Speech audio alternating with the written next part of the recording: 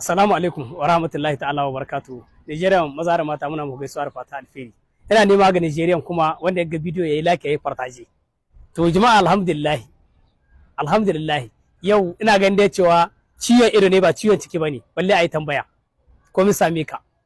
Yau abin da ya same ba sai mun gayi ba. To wallahi muna kira ga shugabanni wallahi tallahi wanda Allah ya ba wannan dama wallahi yayi adalci.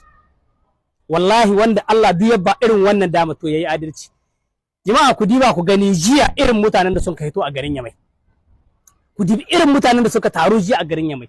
Wallahi ba wanda aka ba dala, ba wanda aka sai ma abinci. Ku diba ku ga yadda mutane suka hito kwansu da kwarkwatar su.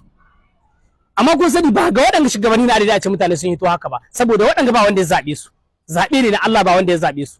Ku da muka zaba, muka bata lokacin mu, muka bata muna sati kusan wata guda ana kamfani. Ranar zabe ta zo mu yi ta wallahi kuna an na gaskiya. A zo a yi zaben ku. A je a kalilan lokaci. Dan ku na cikin ku yayin matriz din ku. Dan ku na cikin ku ya zo yayin matriz din ku yayi abinda kuka so, abinda yake so shi za ku yi. To ya kamata duk abin da mutum zai yi tuna da rana guda. Rana ita ce ta ƙarshe. Akwai ƙarshen iko, akwai ƙarshen kwanaki. Duk abin da za ka yi ka tuna da wannan ranar. Yanzu yau kun gani alhamdulillah waɗanda iko jiya sun gwada mutane cewa lalle suna tare da 'yan ƙasa kuma 'yan ƙasa na tare da su. Mutane sun hito sun tarbe su har yadda mutane ba su dan mali ba. Ga irin jiya duka duniya gaba ɗai ta koma a garin Yamai. Duk idan duniya ya koma a garin Yamai. Ana taron sai da yawo a wace wani bayar labari yanzu nan. Amma a irin jiya kowa duk duniya ta koma a hankalin duniya ya koma a garin Yamai. Kuma kowa ya san me ake nihi. Dan haka muna kira ga shugabanni wallahi wanda Allah ubangiji ya ba irin wannan damar yayi adalci.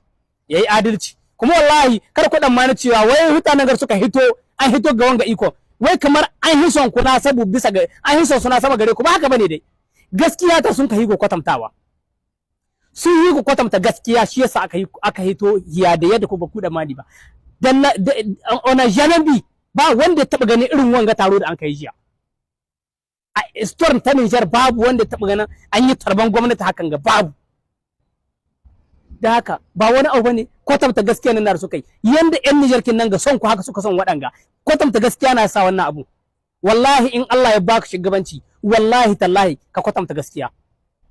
Ka kwatanta gaskiya kada mutum ya manta da Qur'anin da haka rantsa wadanda ba su fara rantsa da Qur'anin ba mata kwana ku sai ko rantsa da Qur'ani ku hito gaban irin duniya ku nuna mu za ku yi mana gaskiya a kalilan lokaci dan ku na cikin ku sai mai trije din ku abin da ya so shi za ku yi a cikin lokacin da yake so wannan abu shine muke kira gare shi wallahi sai an canza yanzu dai an ce ciwon irin ba ciwon ciki bane kowa duniya ta gani mutanen da suka hito jiya ba wani wanda an ka ce ma wani in ka taiga abin da za a baka ba a ce mu kowa za a bashi wani abu amma kun gani kowa ya gani ijiya kowa ta gani to kuma alhamdulillah sai mu ce alhamdulillah tunda mun ga tahiya ta fara biyan hanya dama wannan rana ita muke jiro insha Allah tunda mun san dai insha Allah tunda aka ce yawan ada shugaba na IAS to insha Allah labarun kuɗin nan da muka yi insha Allah muna tsammanin yana baya ta yi bi iznillah muna tsammanin a labarun kuɗin nan shi ma za mu same shi a baya da dan kalilan lokaci kuma muna kira ga 'yan ƙasa har gobe har jibi mu yi ma wa'annan goyon baya saboda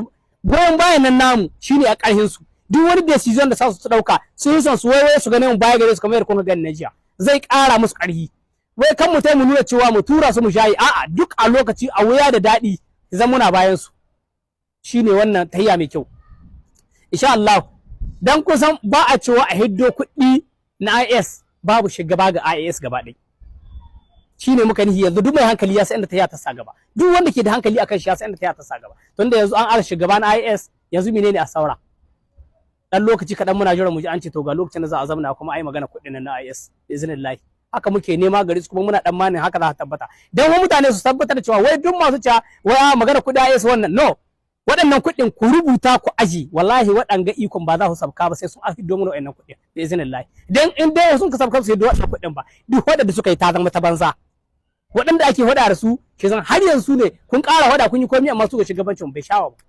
muna nema gare ku wannan kuka da 'yan ƙasa ce ga yi maku na IS kuma baya haka muna so IS mu gani ƙasa mu ne mu gani ƙasa idan kana da kartin Burkina kana da kartin Niger kana da kartin Mali shi zan baka da wani problem ga hanya, shi muke son mu gani.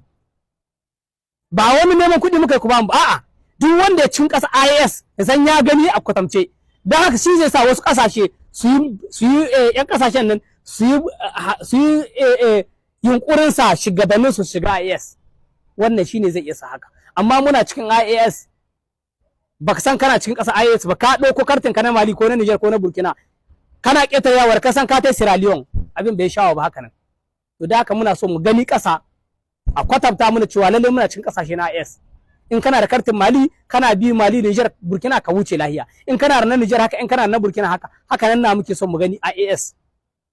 Allah Ubangiji tabbatar da alheri. Muna nema ga waɗanga shugabanni yadda Allah Ubangiji ya haɗa hankulan su haka. Mu na baya gare su population muna nema Allah Ubangiji ya haɗa hankulan mu haka.